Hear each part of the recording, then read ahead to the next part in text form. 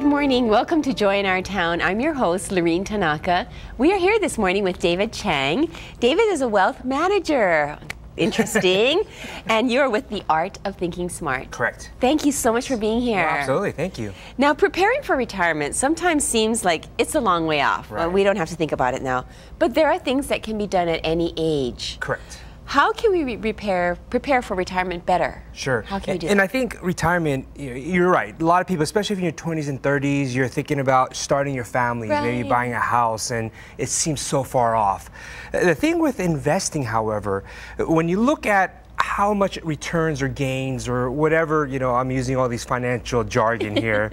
You're a wealth manager, Yeah, of exactly, course. right. But to really kind of make it as easy as possible, how much you invest or how good your investments do are important, but not as important as time.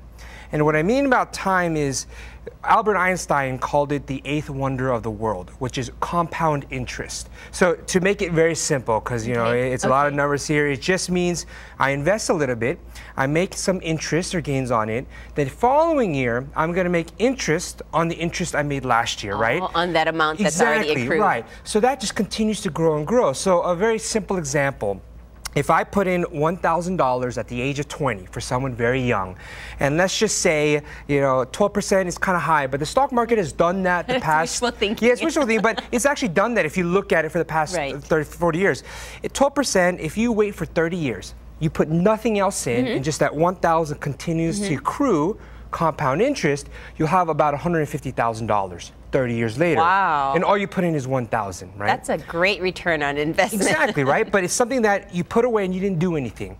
Now, obviously, it is to a certain degree wishful thinking. You'll have your ups and downs. But when we look at the history of the stock market, even with the 2000 tech bubble, 2008 crisis, we still see those times of returns if you're looking long term. And kind of coming back to retirement, I always hear this a lot. So I'm a wealth manager, I have my wealth management company, and then Art of Thinking Smart, write for Midweek and have the blog, artofthinkingsmart.com. And because this was such a big issue, I started artofsmartmoney.com. And I'm offering a lot of this stuff for free because I really believe if people make smarter financial decisions, then our entire families, communities are better off. And one thing to note, the recent study came out that Americans are worth a third less than we were in 2007.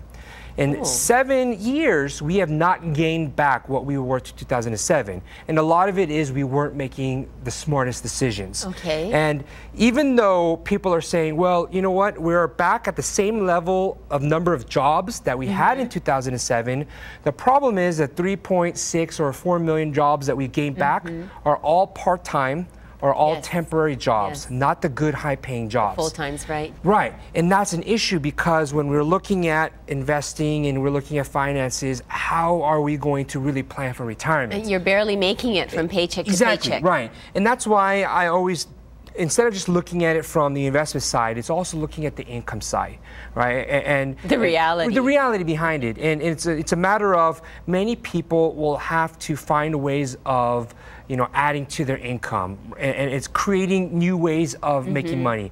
30 years ago, my grandparents' generation, you got one job, 30 years in a pension. You stayed with it, You stayed with it. And there's a recent study showing that millennials born 1977 to 1997 are staying in a job only 2 to 2.5 years. Yes. Those that are... If even that. Truly. And so that means the average millennial, and even those, part of the baby boomers are staying 3 to 5 years in a job now.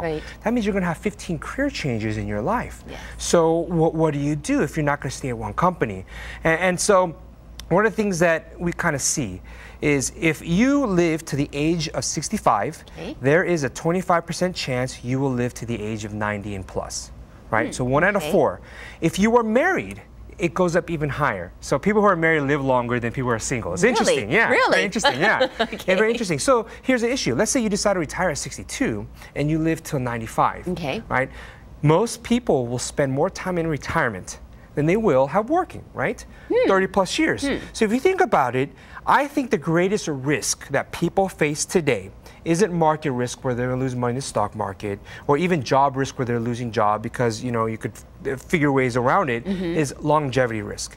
Is people outliving the money that they've saved and outliving, right, the Social Security that they're going to get. Very true. And Social Security was, done in FDR administration in the 30s and 40s, right?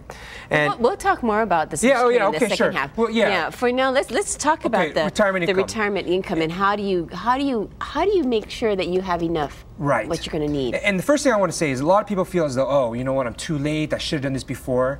And I always tell people that the best time to invest may have been in the past.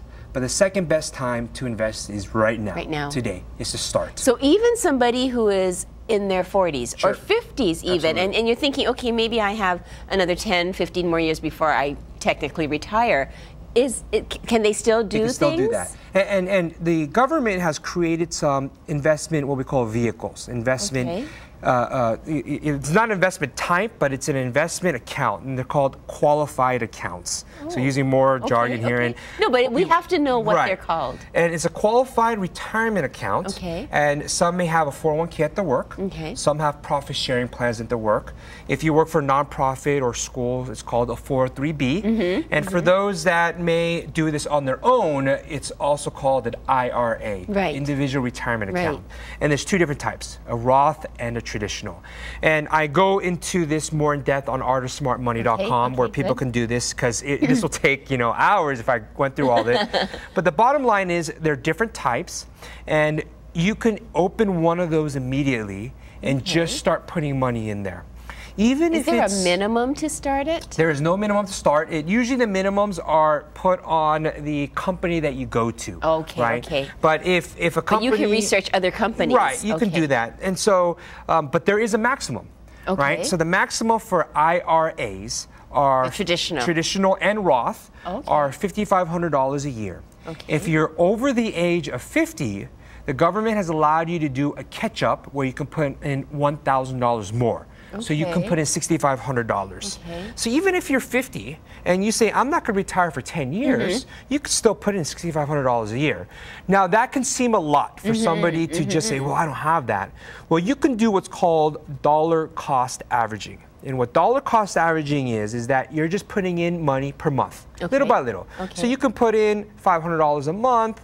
I guess if you take $6,500 divided by 12, right? And then you could put that in per month. And that's a good way where if you don't have the $6,500 to put it up in front or $5,500, and then you're just averaging it out. That's what we call dollar cost averaging. What if somebody says, I'm barely making ends meet and all I have is $50 a month? Can I do that? You can still do that too. And $50 a month. And then the time factor falls. The time factor is really big. Now, there's two ways that we look at retirement income or saving for retirement. And I know a lot of people, especially, there are about 7,000 financial advisors in the state of Hawaii alone. And there's insurance people, everything like that.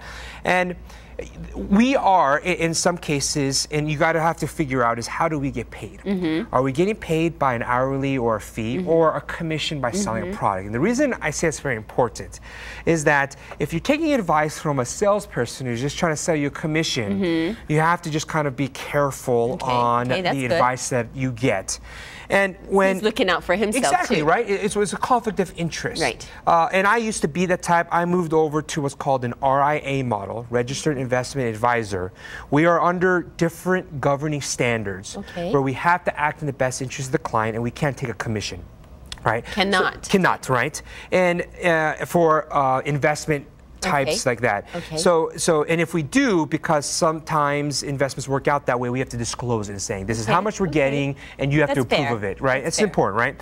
And again, I think it's important on how you're getting advice. If someone's teaching you to become wealthy and financially independent, then you want to make sure that the person you're getting advice from is also wealthy and financially independent. Right. They know what they're talking about. Yeah, because I'm wondering, if you want to build your own house, are you going to take advice from somebody who's never built one before, but is selling you, those products to do so, right? That's why it's always very important on making sure that the advice you get is very good. Now, there's two types of advice that I always see out there, and majority of it, and most financial advisors or commission salespeople are about selling insurance or investment products that they get a commission. Some of them are good, and you need some sort of investment products.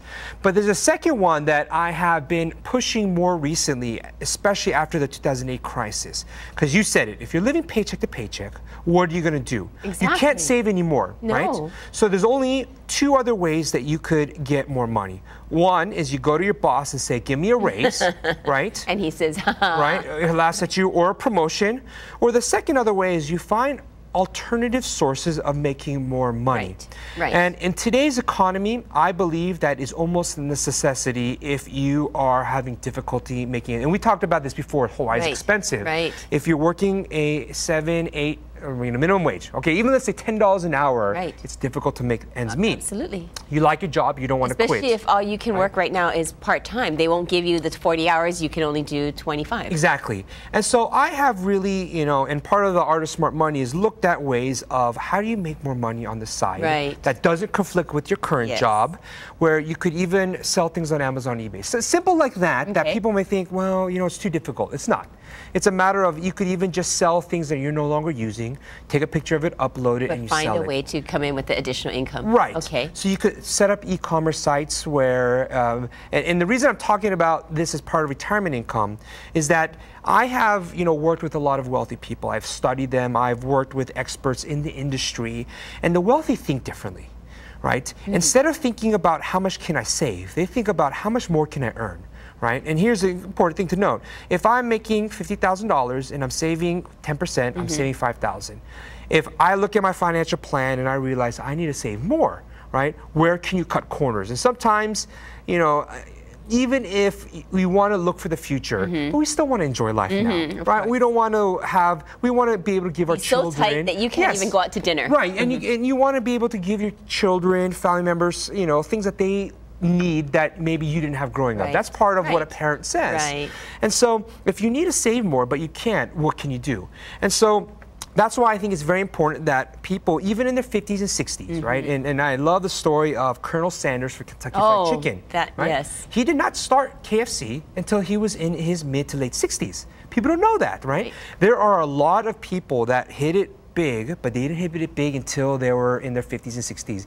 And if you're living to 90, 95, and with medical technology, we are becoming even if we're not living the healthiest lifestyle, there are ways that we can continue to have the optimal amount of energy and health and wellness that we need, even if we're retired, to figure out other ways to supplement the income. And again, that's another show in itself. Well, I was just going to say, we've got about 15 seconds in this first half, but there's so much more that they can see on your blog. Right, Art of Smart Money, everything's for free. Good.